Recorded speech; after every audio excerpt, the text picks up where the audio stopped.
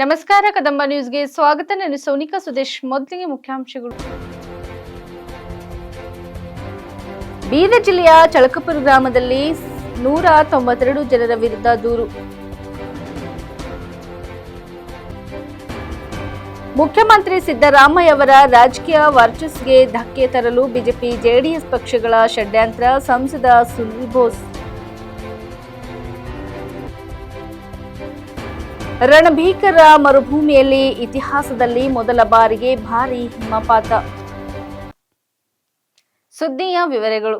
ಬೀದರ್ ಜಿಲ್ಲೆಯ ಭಾಲ್ಕಿ ತಾಲೂಕಿನ ಚಳಕಪುರ ಗ್ರಾಮದಲ್ಲಿ ದಲಿತರ ಹೆಣ್ಣು ಮಕ್ಕಳು ಮತ್ತು ವೃದ್ಧರ ಮೇಲೆ ಹಲ್ಲೆ ಮತ್ತು ದಲಿತರ ಮೇಲೆ ದೌರ್ಜನ್ಯ ನಡೆದಿದೆ. ದಿನಾಂಕ 3/11/2024 ಭಾಲ್ಕಿ ತಾಲೂಕಿನ ಚಳಕಪುರ ಗ್ರಾಮದಲ್ಲಿ ಹನುಮಾನ್ ಮಂದಿರದ ಜಾತ್ರೆಯಲ್ಲಿ ದೇವರ ದರ್ಶನ ಪಡೆಯಲು ದಲಿತರು ಪಾಲ್ಗೊಂಡ ಕಾರಣ ಸರ್ವಾಣಿಯರು ರೊಚ್ಚಿಗೆದ್ದು ದಲಿತರ ಓಣಿ ಹೊಕ್ಕಿ ಮಕ್ಕಳು, ಹೆಣ್ಣು ಮಕ್ಕಳು, ವೃದ್ಧರು ಎನ್ನದೇ ಮನೆ ಬಂದಂತೆ ಥಳಿಸಿ ದೌರ್ಜನ್ಯ ಎಸಗಿದ್ದಾರೆ.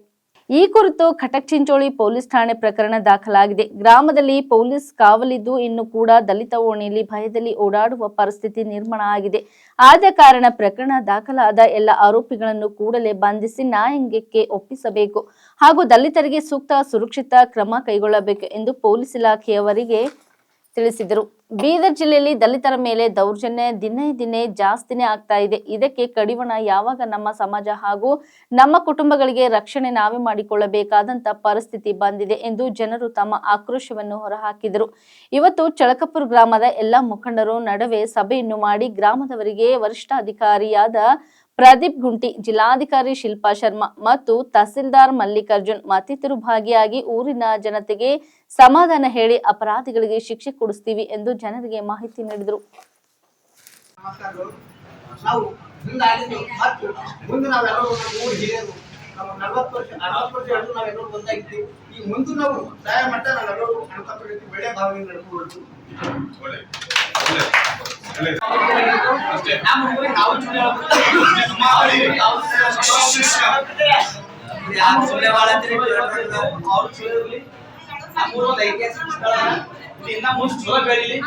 ಹೆಸರು ಬರ್ಬೋದು. ನಾವು ಕೆಟ್ಟದ್ ಮಾಡಿದ್ರೆ ಊರ ಹೆಸರೇ ಆಯ್ತಾ, ಅವ್ರು ಮಾಡಿದ್ರೆ ಕೆಟ್ಟದ್ ಊರ ಹೆಸರೇ ಆಯ್ತಾ. ಎಲ್ಲರೂ ಚಲೋ ಇದಾರೆ. ಇದು ಹಿಂಗೆ ದೊಡ್ಡದು ಮಾಡ್ಕೊತ ಹೋದ್ರೆ ಇದು ದಿನ ಹಿಂಗೆ ಆಗ್ತಾ ಇರ್ತ. ನಾವ್ ಬಿ ನಮ್ ನಿಮ್ಮೆಲ್ಲ ಸಣ್ಣ ಪುಟ್ಟ ತಪ್ಪಾದ್ರೆ ನಾವು ಕ್ಷಮೆ ಕೇಳ್ತೀವಿ. ನಿಮ್ದಿಂದ ಸಣ್ಣ ಪುಟ್ಟ ತಪ್ಪಾದ್ರೆ ನೀವು ಕ್ಷಮೆ ಮಾಡ್ತೀವಿ. ಇದಕ್ಕೆ ಮುಂದೆ ದೊಡ್ಡ ವರ್ಷದ ಬೇಡ. ಈಗ ದೊಡ್ಡ ವರ್ಷದ್ರೆ ಇದು ನಮ್ಮ ಹೆಸರು ಖರಾಬ್ ಆಗುತ್ತೆ.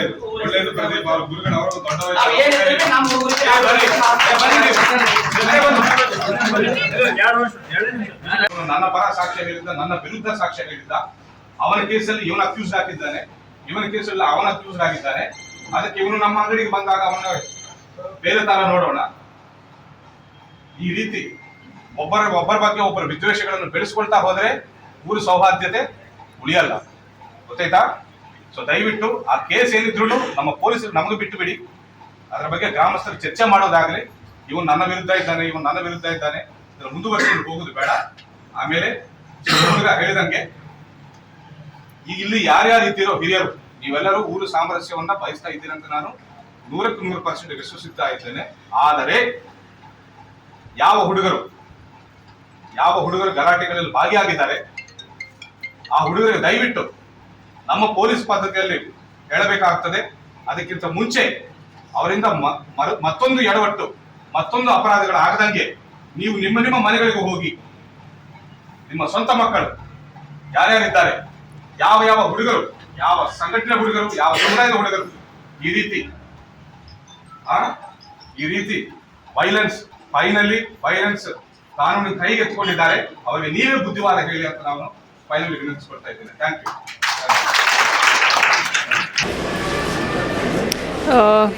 ಇವತ್ತು ನಾವು ಚಲ್ಕಾಪುರ್ನಲ್ಲಿ ಬಂದಿದ್ದೀವಿ. ಒಂದು ಘಟನೆ ಈ ಊರಿನಲ್ಲಿ ಆಗಿತ್ತು. ಆ ಥರದ್ದು ಘಟನೆ ಮುಂದೆ ಬರಬಾರ್ದು.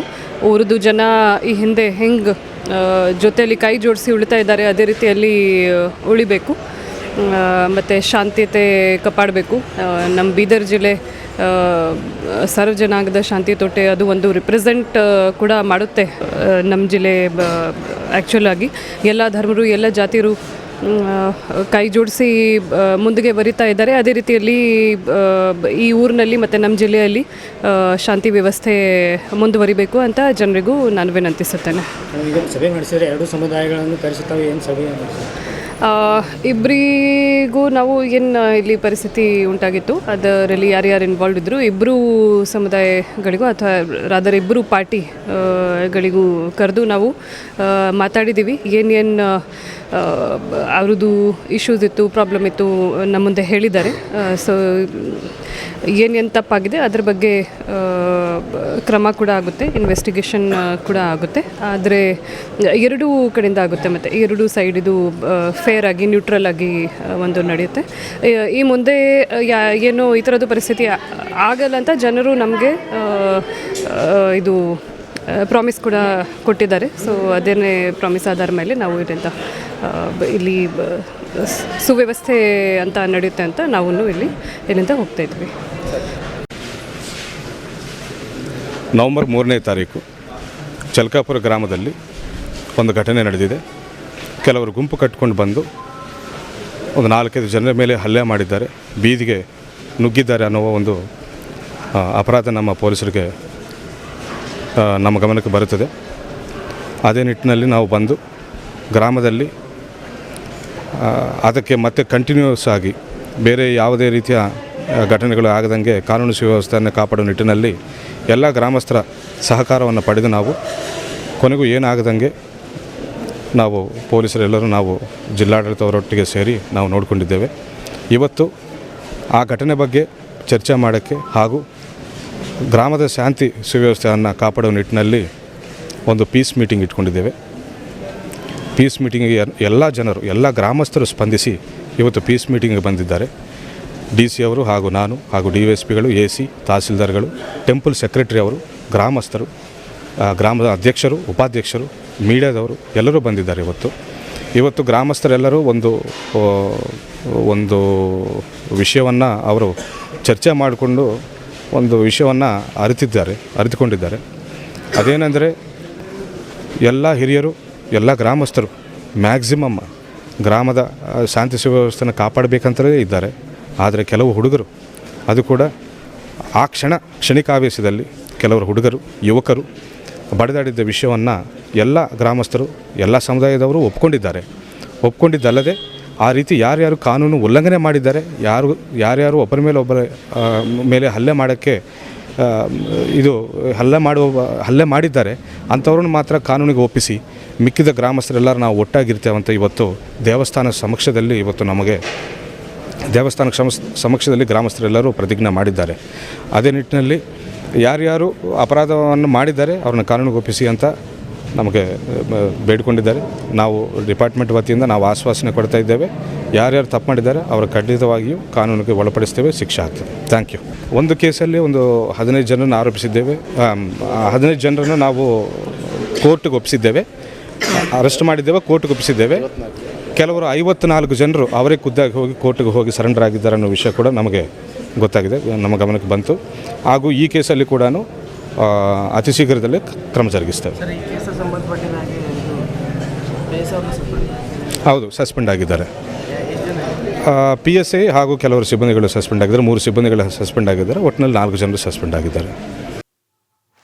ಮುಖ್ಯಮಂತ್ರಿ ಸಿದ್ದರಾಮಯ್ಯ ಅವರ ರಾಜಕೀಯ ವರ್ಚಸ್ಸಿಗೆ ಧಕ್ಕೆಯನ್ನು ತರಲು ಮುಡಾ ನಿವೇಶನ ಹಂಚಿಕೆ ಹಗರಣದಲ್ಲಿ ಅವರು ಯಾವುದೇ ತಪ್ಪನ್ನು ಮಾಡದಿದ್ದರೂ ಬಿಜೆಪಿ ಜೆಡಿಎಸ್ ಪಕ್ಷಗಳು ಷಡ್ಯಂತ್ರ ನಡೆಸುತ್ತಿದ್ದು, ವಿಪಕ್ಷಗಳ ಹುನ್ನಾರದ ವಿರುದ್ಧ ಕಾಂಗ್ರೆಸ್ ಕಾರ್ಯಕರ್ತರು ಜನಶಕ್ತಿಯ ಬಲವನ್ನು ತೋರಿಸಿ ಸಿಎಂ ಸಿದ್ದರಾಮಯ್ಯ ಅವರಿಗೆ ಸ್ಥೈರ್ಯವನ್ನು ತುಂಬಬೇಕು ಎಂದು ಸಂಸದ ಸುನಿಲ್ ಬೋಸ್ ಕರೆ ನೀಡಿದರು. ನರಸೀಪುರ ವಿಧಾನಸಭಾ ಕ್ಷೇತ್ರಕ್ಕೆ ನಂಬರ್ 13ರಂದು 106 ಕೋಟಿ ರೂಪಾಯಿಗಳ ವಿವಿಧ ಅಭಿವೃದ್ಧಿ ಕಾಮಗಾರಿಗಳಿಗೆ ಶಂಕುಸ್ಥಾಪನೆ ನೆರವೇರಿಸಲು ಸಿಎಂ ಸಿದ್ದರಾಮಯ್ಯ ಅವರು ಆಗಮಿಸುವ ಹಿನ್ನೆಲೆಯಲ್ಲಿ ಪಟ್ಟಣದ ಕಾಂಗ್ರೆಸ್ ಕಚೇರಿಯಲ್ಲಿ ಬುಧವಾರ ಸಂಜೆ ಪೂರ್ವಭಾವಿಯಾಗಿ ನಡೆದ ಸಭೆಯಲ್ಲಿ ಮಾತನಾಡಿದ ಅವರು, ಮೂಡಾ ನಿವೇಶನಗಳನ್ನು ಹಂಚಿಕೆಗೆ ಅನುಮೋದನೆ ನೀಡಿದ ಅಥವಾ ಪಡೆಯದ ಸಿದ್ದರಾಮಯ್ಯವರನ್ನು ಅನಗತ್ಯವಾಗಿ ಬಿಜೆಪಿ ಜೆಡಿಎಸ್ ಪಕ್ಷಗಳು ರಾಜಕೀಯವಾಗಿ ಕುಗ್ಗಿಸಲು ಹಗರಣಕ್ಕೆ ಎಳೆದು ತಂದಿವೆ ಎಂದು ಆರೋಪಿಸಿದರು.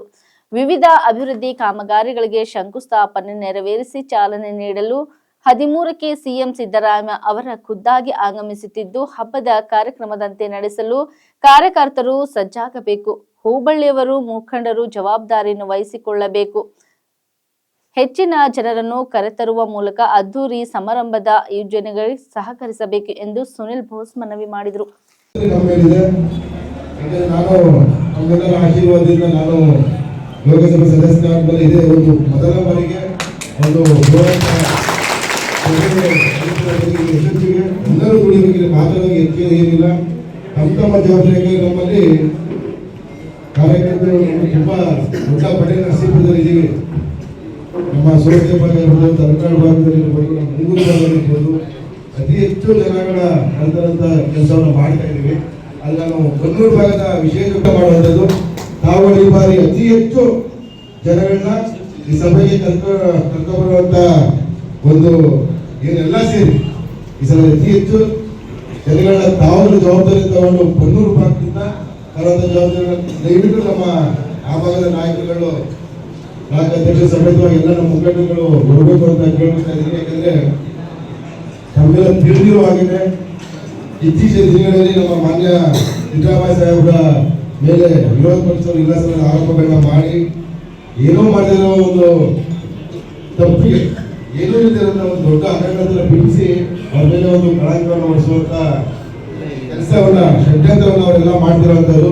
ಈಗ ನಮ್ಮ ಜವಾಬ್ದಾರಿ ನಾವೆಲ್ಲರೂ ಕೂಡ ನಾವು ಸಿದ್ದರಾಮಯ್ಯ ಸಾಹೇಬರ ಜೊತೆ ಇದೀವಿ ತೋರಿಸಕ್ಕೆ ಈ ಸಭೆಯಲ್ಲಿ ನಾವೆಲ್ಲರೂ ಅವ್ರನ್ನ ಶಕ್ತಿ ತುಂಬದ ಕೆಲಸ ಮಾಡಬೇಕು, ನಾವೆಲ್ಲರೂ ಜೊತೆ ಇದೀವಿ ಅನ್ನೋ ಸಂದೇಶವನ್ನು ಹೋಗ್ಬೇಕು ಅಂತ ಅತಿ ಹೆಚ್ಚು ರೀತಿಯಲ್ಲಿ ಯಶಸ್ವಿಯಾಗಿ ತಾವು ಜವಾಬ್ದಾರಿ ವಹಿಸಿಕೊಂಡು ನಾವು ಖುದ್ದಾಗಿ ನಮ್ಮ ಮನೆ ಕಾರ್ಯಕ್ರಮ ಅಂತೇಳಿ ಎಲ್ಲರೂ ಅವರ ಊರಿನಲ್ಲಿ ಯಾವ ರೀತಿ ನಾನು ಮಾತಾಡೋದು, ಯಾವ ರೀತಿ ಏನೇನೋ ವ್ಯವಸ್ಥೆಗಳಾಗಬೇಕು ಅಂತ ಹೇಳಿದ್ರೆ ಆ ರೀತಿ ನಾವು ವ್ಯವಸ್ಥೆನ ಮಾಡ್ಕೊಂಡು, ಯಾಕಂದ್ರೆ ದೂರದಿಂದ ನಮ್ಮ ಬಾರ್ಡರ್ ಆ ಕಡೆ ನಮ್ಮ ಊರುಗಳು ಆ ಕಡೆ ಭಾಗದಿಂದ ಬರಬೇಕು, ಅವ್ರಿಗೆ ವ್ಯವಸ್ಥೆ ಕೂಡ ಆಗಬೇಕಾಗುತ್ತೆ, ಬಸ್ ವ್ಯವಸ್ಥೆ ಇರ್ಬೋದು, ಅಲ್ಲಿ ಎಲ್ಲ.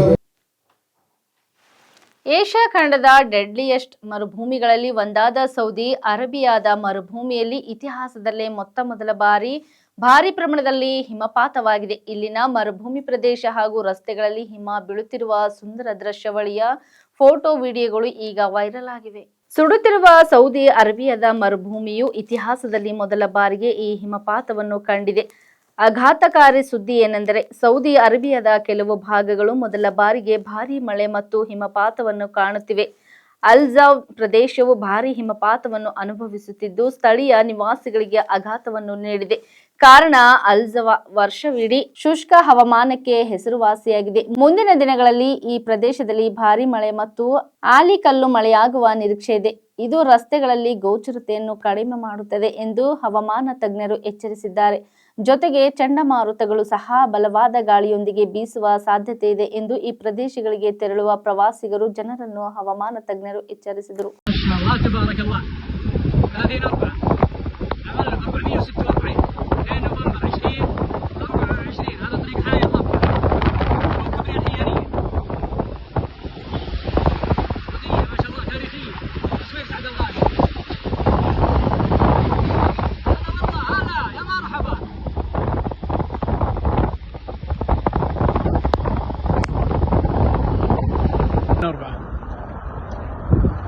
العمل 446 2 نوفمبر 2024.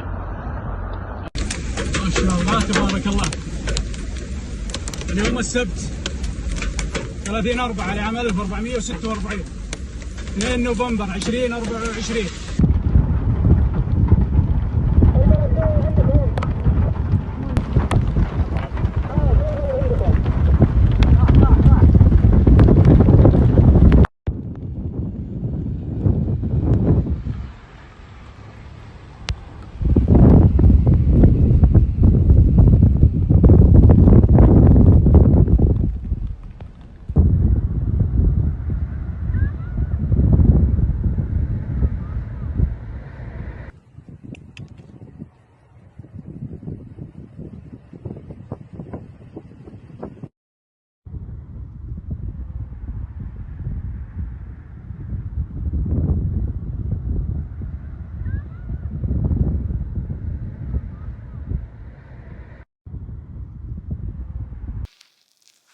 ಮೈಸೂರು ನಗರ ಅಭಿವೃದ್ಧಿ ಪ್ರಾಧಿಕಾರ ಮೂಡಾದ ನಿವೇಶನ ಹಂಚಿಕೆ ಅಕ್ರಮ ಪ್ರಕರಣ ಬೆಳಕಿಗೆ ಬಂದ ಬಳಿಕ ಇದೇ ಮೊದಲ ಬಾರಿಗೆ ಮೂಡಾ ಸಭೆ ನಡೆಸಿದ್ದು, ಈ ಸಭೆಯಲ್ಲಿ 50:50 ಅನುಪಾತದಲ್ಲಿ ಹಂಚಿಕೆಯಾದ ಸೈಟ್ಗಳ ಜಪ್ತಿಗೆ ಸದಸ್ಯರು ಒಮ್ಮತದ ನಿರ್ಧಾರ ತೆಗೆದುಕೊಂಡಿದ್ದಾರೆ.